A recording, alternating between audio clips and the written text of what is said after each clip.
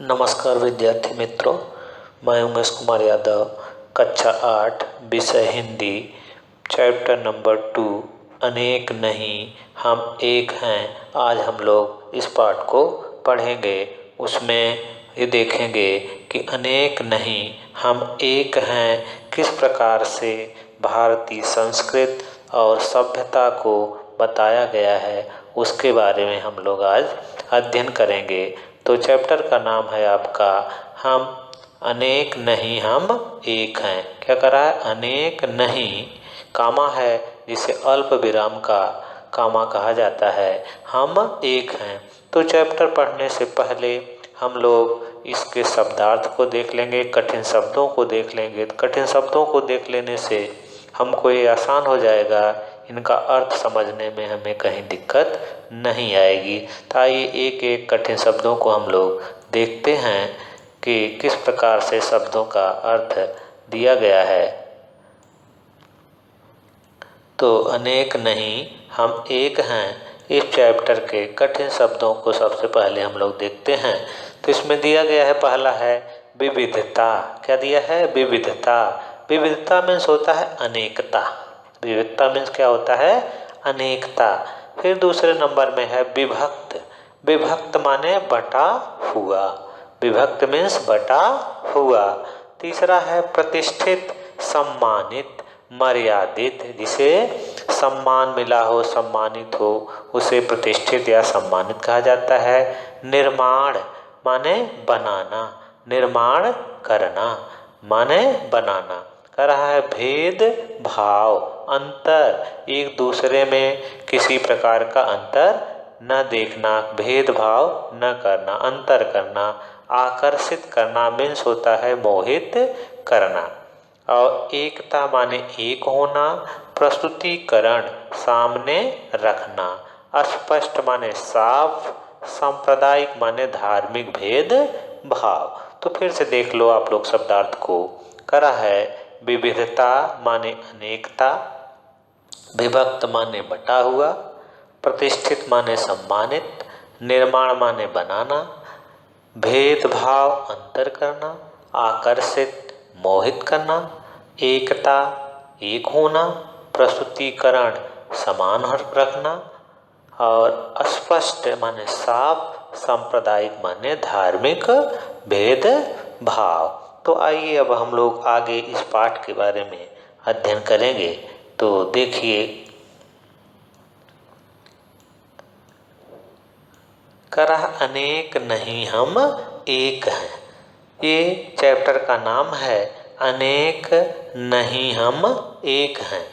कि हम लोग अनेक होते हुए भी, हम लोग मीन्स भारत के लोग अनेक होते हुए भी क्या हैं? एक हैं। सब लोग भारतीय हैं। तो इस चैप्टर को पढ़ने से पहले थोड़ी सी इसकी भूमिका हम लोग देख लेते हैं कि इसको किस आधार पर अनेक नहीं हम एक कहते हैं। कहने का मतलब यह है कि भारतीय संस्कृति की विशेषता को बताने के लिए इस पाठ को आपके सिलेबस में रखा गया है। इसमें ये बताया गया है कि हम भारत के लोग विभिन्न धर्म, विभिन्न जाति, विभिन्न संप्रदाय और विभिन्न पहनावा, विभिन्न लोक नृत्य अलग अलग होते हुए भी समस्त भारत के लोग भारतीय कहलाते हैं। और सीमा पर लड़ने वाला सैनिक कभी भी यह नहीं सोचता कि हम किस जाति के हैं, किस धर्म के हैं, कौन सी भाषा बोलते हैं, कौन सा पोशाक पहनते हैं। सिर्फ सीमा पे तैयार सैनिक सिर्फ यह सोचता है कि मैं एक भारतीय हूँ और भारत की विजय होनी चाहिए, यह मान करके अपनी देश की रक्षा के लिए सदैव डटा रहता है। इसके तमाम उदाहरण भी देखे जा चुके हैं। जैसे रानी कर्मवती ने हिंदू धर्म को मानने वाली थी, उन्होंने हुमायूं को राखी भेज करके यह साबित कर दिया था कि मुस्लिम हुमायूं हिंदू बेगम रानी करमौती की सहायता के लिए बिना किसी जाति भेदभाव को उसकी सहायता किया। इस सब सारी बातों से यह निर्धारित हो जाता है भारत के लोग विभिन्न जाति संप्रदाय और धर्म के होते हुए भी समस्त लोग एक साथ मिलजुल करके रहते हैं। तो इस पाठ में आपको यही बताया गया है, अनेक नहीं हम एक हैं, अनेक होते हुए भी समस्त लोग एक हैं। तो आइए इसकी थोड़ी सी भूमिका दी गई है, उसको देख लेते हैं। करा है भारतीय संस्कृति की विशेषता को उजागर करते हुए इस पाठ में यह संदेश दिया गया है। करा है भारतीय संस्कृति की विशेषता को उजागर करते हुए इस पाठ में यह संदेश दिया गया है कि हम समस्त भारतवासी एक हैं, अलग अलग होते हुए भी भारतीयता के सूत्र द्वारा आपस में बंधे हैं। यही हमारी संस्कृति है। करा है कि भारतीय संस्कृति की विशेषता को उजागर करते हुए इस पाठ में यह संदेश दिया गया है कि हम समस्त भारतवासी एक हैं, अलग अलग होते हुए भी भारतीयता के सूत्र द्वारा आपस में बंधे हैं। यही हमारी संस्कृति है, यही हमारी सभ्यता है। तो इसको अब एक एक शब्दों का अर्थ हम लोग देखते हैं कि इन शब्दों के द्वारा किस प्रकार से हमारी भारतीय संस्कृति का वर्णन किया गया है। देखें, भारतीय संस्कृति संपूर्ण विश्व में महान मानी जाती है। करा है कि भारतीय संस्कृति संपूर्ण विश्व में महान मानी जाती है। महान माने श्रेष्ठ मानी जाती है। हमारे देश की सभ्यता संपूर्ण विश्व में श्रेष्ठ मानी जाती है।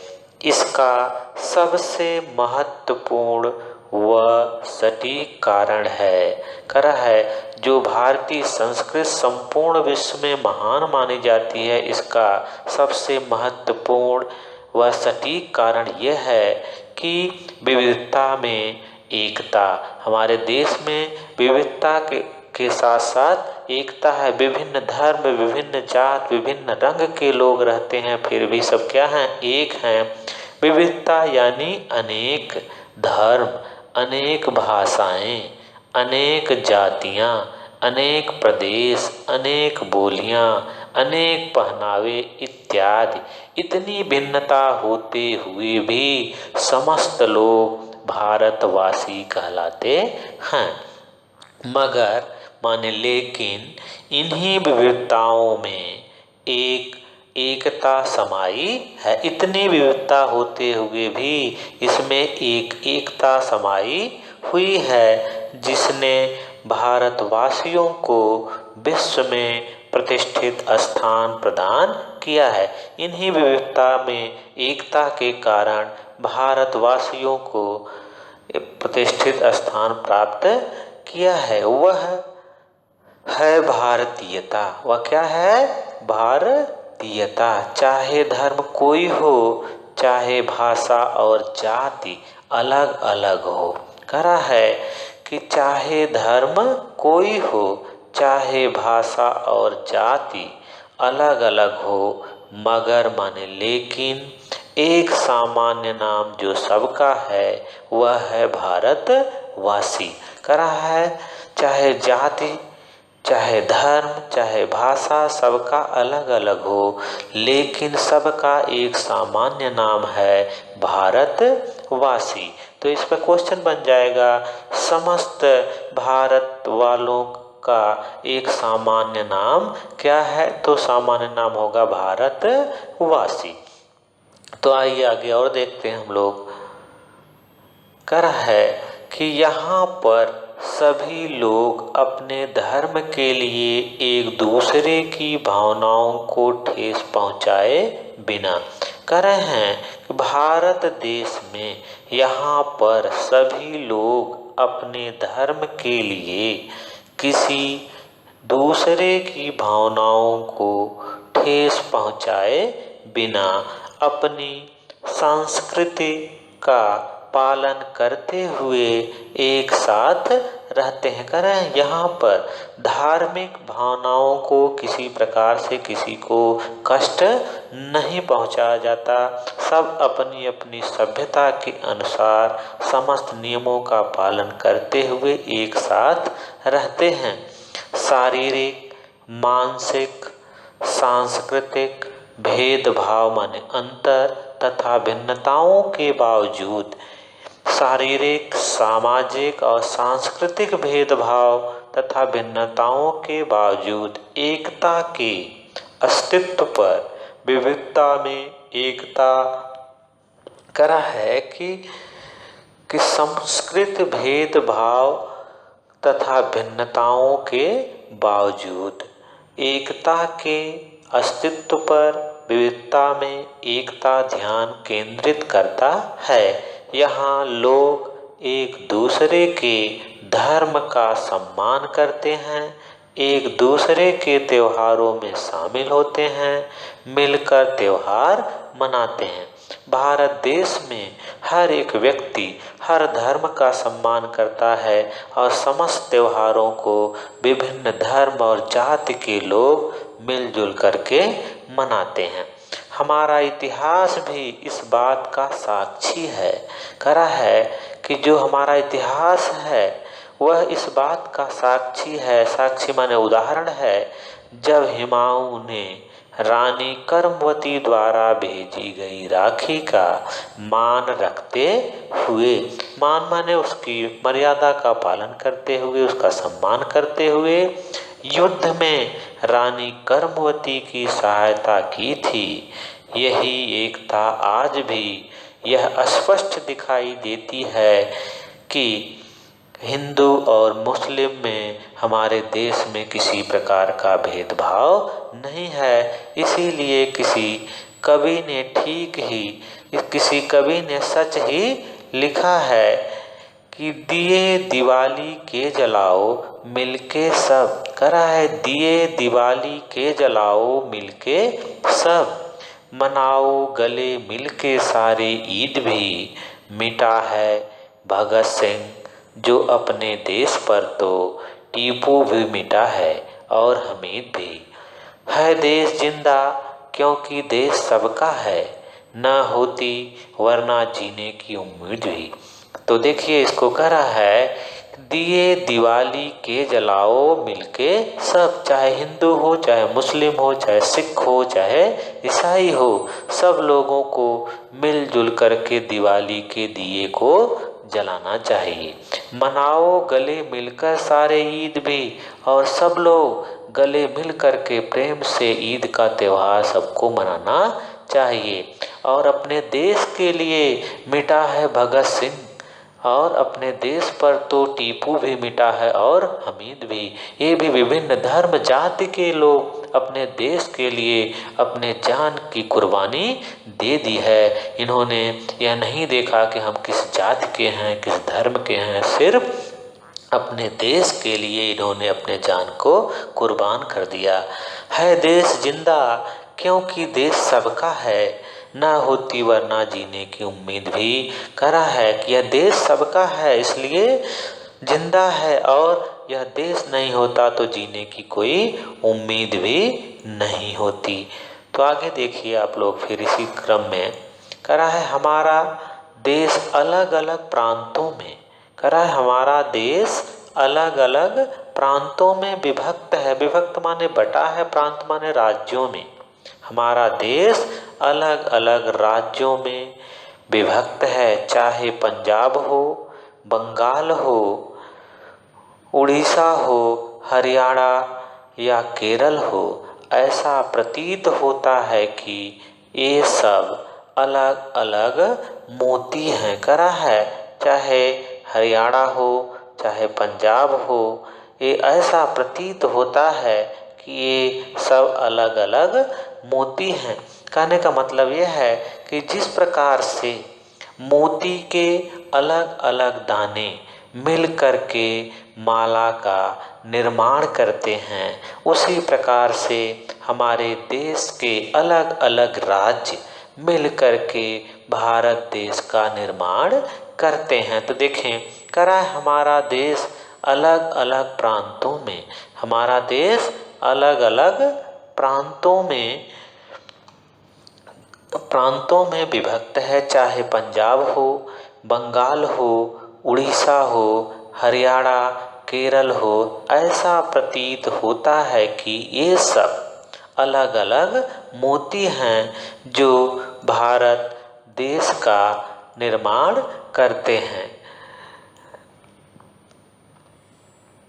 यही हमारी अनेकता में एकता है। प्रांत कोई भी हो, भाषा कोई भी हो, मगर एक दूसरे से तालमेल बिठाना हम भारतीयों को आता है। सबकी भावनाएं एक हैं, नज़रिया भी एक है। समस्त भारतवासियों की जो भावनाएं हैं, जो विचार हैं, एक हैं और सबका एक दूसरे को देखने का नज़रिया भी एक जैसा ही है। मानवता तथा इंसानियत के नाम पर करा है कि मानवता तथा इंसानियत के नाम पर सब एक दूसरे से जुड़े हैं। भाषा, मानवता तथा इंसानियत के नाम पर भारत देश के लोग एक दूसरे से जुड़े हैं। दुश्मन के समक्ष लड़ने वाला, दुश्मन के समक्ष माने सामने लड़ने वाला सैनिक कभी भी यह नहीं सोचता कि उसका धर्म या उसकी जाति क्या है। वह यह नहीं सोचता कि किस प्रांत का है, वह कौन सी बोली बोलता है। वह सरहद पर एक हिंदुस्तानी सिपाही होने के नाते क्या करता है, लड़ता रहता है।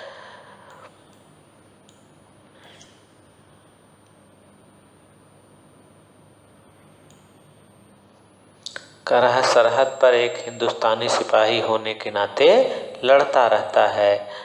तो देखें, करा है कि दुश्मन के समक्ष लड़ने वाला सैनिक कभी यह नहीं सोचता कि उसका धर्म या उसकी जाति क्या है। वह यह नहीं सोचता कि किस प्रांत से आया है। वह यह नहीं सोचता कि वह कौन सी बोली बोलता है। वह सरहद पर एक हिंदुस्तानी सिपाही के नाते लड़ता है। उसका एक ही लक्ष्य माने एक ही उद्देश्य होता है, भारत की विजय। फिर से देख लें इसको, करा है कि वह यह नहीं सोचता कि किस प्रांत से आया है। वह यह नहीं सोचता कि वह कौन सी बोली बोलता है। वह सरहद पर एक हिंदुस्तानी सिपाही के नाते लड़ता है। उसका एक ही लक्ष्य होता है, भारत की विजय। तो आगे देखें,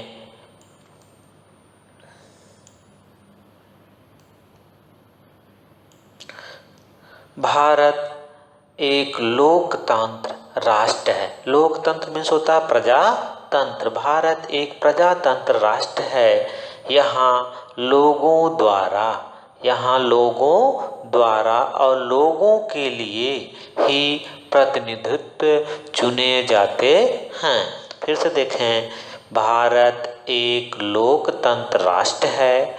यहाँ लोगों द्वारा और लोगों के लिए ही प्रतिनिधित्व चुना जाता है। लोकतंत्र माने प्रजातंत्र राष्ट्र है। प्रजा जिसको चाहती है उसे राजा बनाती है, अपना प्रतिनिधित्व करने के लिए लीडर बनाती है। वो समस्त व्यक्तियों की समस्याओं को आगे तक वह पहुंचाता है। जो देश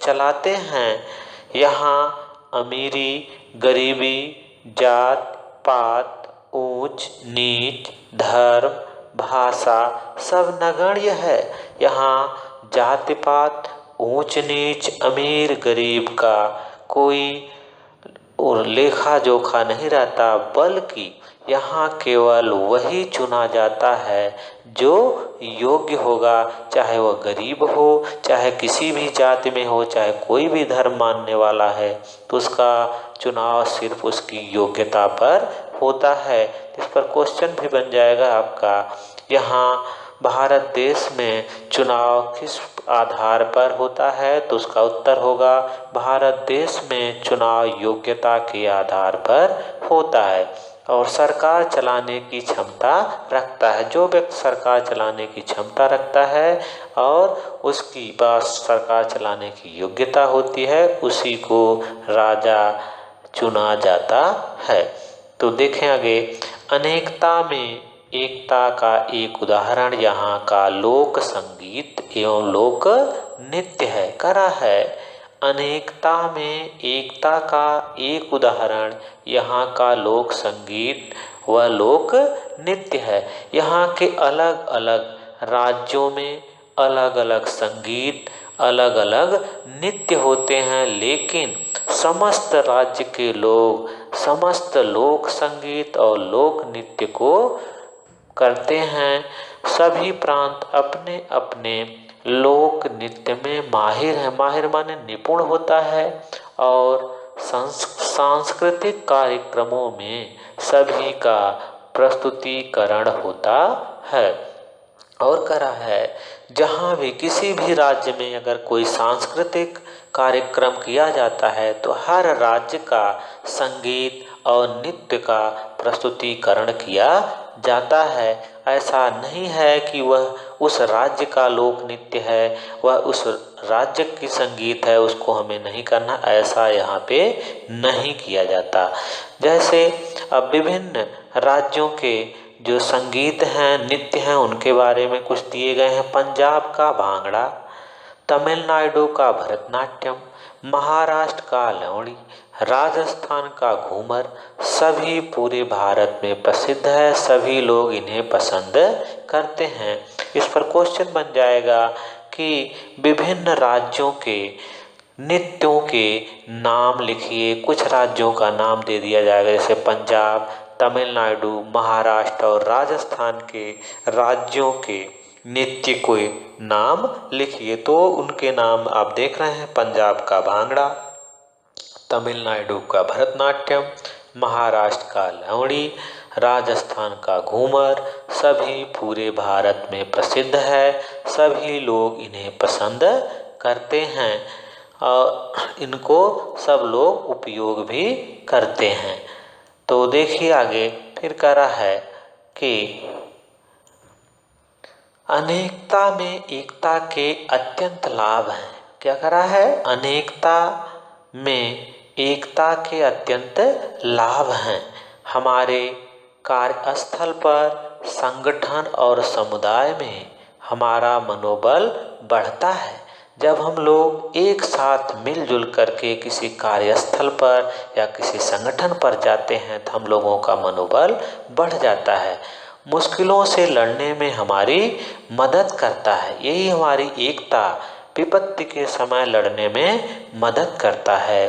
पर्यटन को भी बढ़ावा मिलता है। हमारी एकता को देखने के लिए विदेशों से लोग आते हैं, जिससे पर्यटन को बढ़ावा मिलता है। विश्व भर से लोग पर्यटन के लिए यहाँ की सांस्कृतिक परंपरा, खान पान, धर्म और परिधान माने पहनावा की ओर आकर्षित होते हैं। करा है कि विभिन्न देशों के लोग या विश्व भर से लोग पर्यटन के लिए यहाँ की संस्कृति, परंपरा, खान पान, धर्म और परिधान की ओर आकर्षित होते हैं। यही भाव राष्ट्रीय एकता को बढ़ावा देती है। सांप्रदायिकता की भावना का नाश करके लोगों को एक सूत्र में बांधता है। यही हमारा खान पान, हमारा धर्म विभिन्न प्रकार की सांप्रदायिकता को नष्ट करके समस्त लोगों को एक सूत्र में क्या करती है, बांधती है। भारत की अनेकता में एकता सभी को एक कड़ा संदेश है। कड़ा है भारत की अनेकता में एकता सभी को एक कड़ा संदेश देती है कि एकता में बल है, बिना एकता के कुछ नहीं है। प्यार और समरसता ही जीवन का सार है।